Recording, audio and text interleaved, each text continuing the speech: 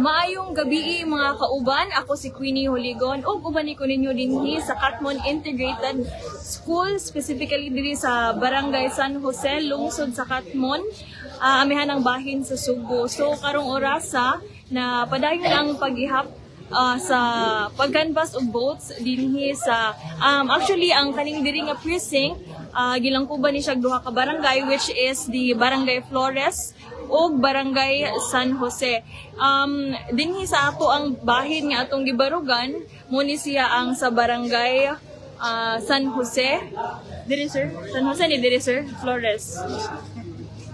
Sa Barangay Flores siya diri ang kaning si sir kaning nga precinct nga atong gibarugan karon is mao ni siya ang sa Barangay San Jose. So atong sutaon kung kumusta ang ilahang mga initial nga pag-canvas sa votes. So musulod na no. So karon atong makita nga aduna gyud daghang mga watchers ang nagbantay sa ato ang chairman nga nag conduct sa ilahang counting of the votes through reading the unsay mga nakasuwat nga mga pangalan sa official ballots nga ato ang gisuwatan ganina upon casting our votes, no. So as of the moment, time check, it's 5:55 p.m.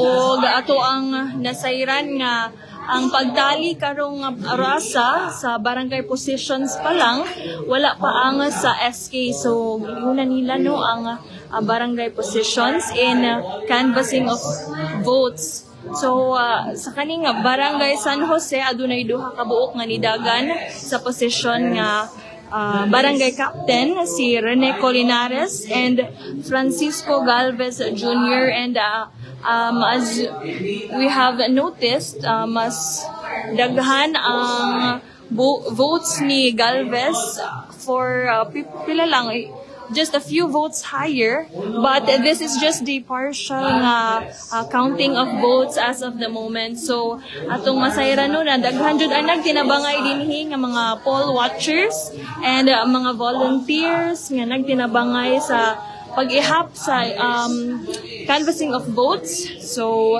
as you can see diri sa likod nga bahin aduna poy hi sir, live ta karon sa My TV Cebu. So atong makita no na nagtinabangay sila dinhi to ensure nga sakto ang number of votes nga matandi nato sa atong tally board o naapod sila ilahang mga each nga papel ngo asa sila nagtali pud og ilaha.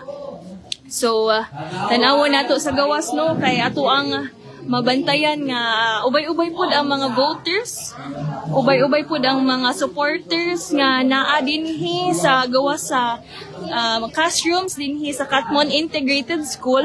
So atong hinabion ang usa sa mga voters nga naghuwat. Sir, maayong gabi sir. Kasi pangalan to sir? Heraclio ma'am. Ano to sir?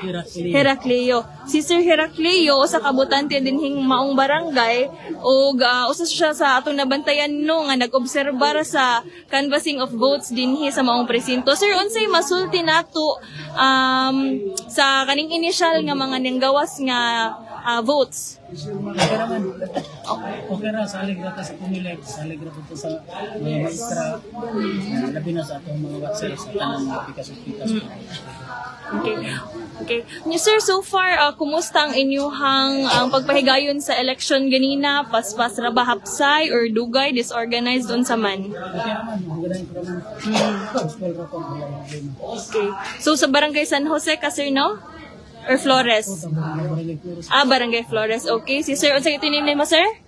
Unsay pang Heraclio. Okay, si Sir Heraclio sa Barangay Flores. Okay, salamat kayo sir sa imong oras. Thank you. Okay, so atong maobserbaran no nga aduna gyud mga voters dinhi nga bantay or nag-observe sa pagpahigayon sa canvassing of votes sa ato ang precinct dinhi sa Barangay Flores nga precinct. So as you can see, manual gyud ni ang pagtali nato no sa mga votes. So tagsa-tagsa gyud og naay ang chairperson sa maong precinct maoy tigbasa sa mga official ballots. Unya adunay official jud nga magsuwat sa number of votes sa ilahang tally board nga gipapilitin sa blackboard sa classroom ug anaapoy other mo tally og ang mga watchers uban mo po magtali pod to ensure nga pareha gyud tanan ang ilahang pagtali og ang number of votes og wala naglahi-lahi. So naapoy nagbantay luyo sa chairman to make sure nga sakto pod nga mga pangan ang iyahang gipang mention no upon reading the official ballots. So atong i-check din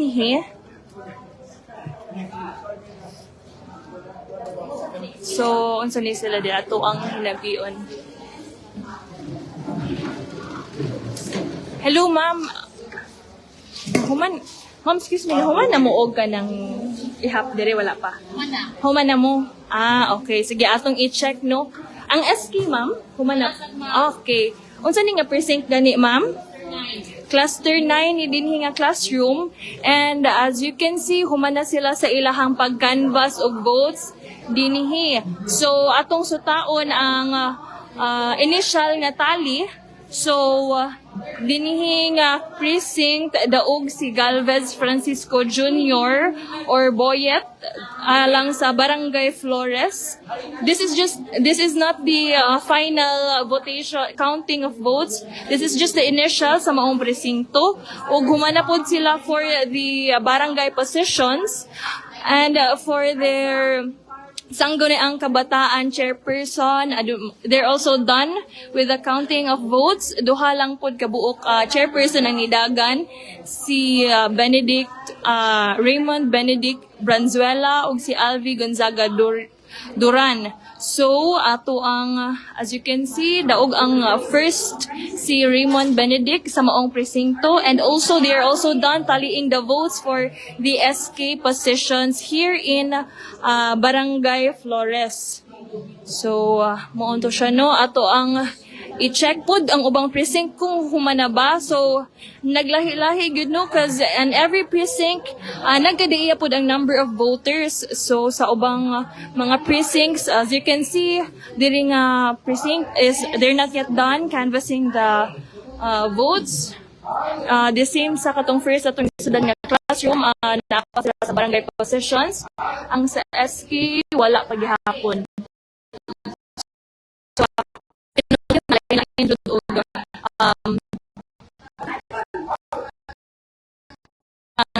pagpahigayon sa ilahang canvassing since paspas ang ilang uban, since dali ra ang mag-ihap is mubura or gamay ra ang number of voters sa ilang precinct. However, sa ubang precinct there are a lot of number of voters, and as you can see there are also a lot of watchers nga nagtabang o talabo to ensure that nagtandi ang mga number of votes compare na nila sa official tally board, and also i-compare nila din sa ato mga watchers to ensure nga sakto ang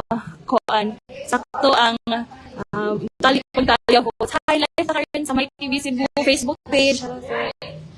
Thank you, and we will check the other precincts.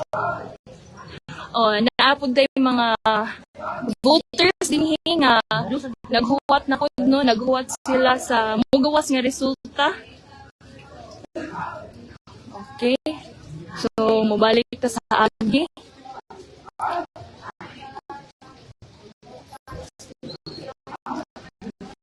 So sa mga comments no, mayong gabi sa tanan. We're currently in Catmon Integrated School nga anaa na himutang dinhi sa Barangay San Jose, lungsod sa Catmon, amihan ng bahin sa Subo, o kapadayon ang pagpahigayon sa canvassing of votes dinhi. So ano siya, diri po.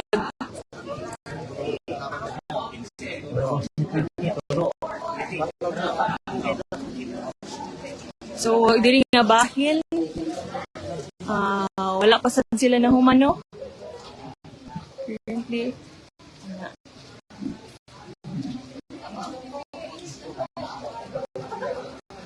Okay, So atong hinabion ang ubang mga butanteng no nga nag-atang diri. Hi sir, may gabi live ta karon sa My TV Cebu Facebook page. Usa mo sa mga butante ali nga barangay sir? Sir, masulti nato sa initial nga resulta nga nigawas karon. Uyon bata? Nindot? Okay. So uyon ano pa nato sir? Archie, si Sir Archie. Okay, so uyo na daw si Sir Archie sa initial nga nigawas nga resulta alang sa barangay and sangguniang kabataan elections karon tuiga. So ano nagdilipan ng mga girl excited din hino nga mga botante sa mga barangay nga may bawaan kung musta na ang initial nga mga resulta sa votes. So after the pag canvas of votes, dinhira gahapon sa maong eskwelahan sa mong classrooms, ipahigayon ang announcement of winner. So dinhira gahapon ipahigayon. And after that, ang ilahang results, they will pass it sa municipal hall nila sa munisipyo sa Katmon. So, after this, magtali sila sa ilahang, currently they're tallying the SK, o barangay positions. After that, they will tally na the sangguniang kabataan positions. Wala pa mo lang.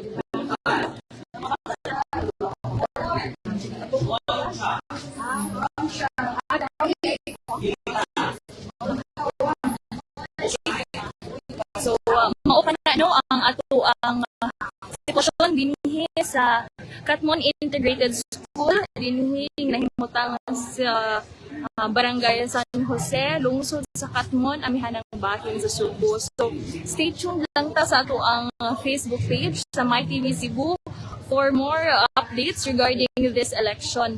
Salamat sa inyong tanan sa pag-uban kay nako sa atong live report mga kauban. Puyog ta sa anyway, doon na tayo live updates lang gihapon no with regards to the canvassing.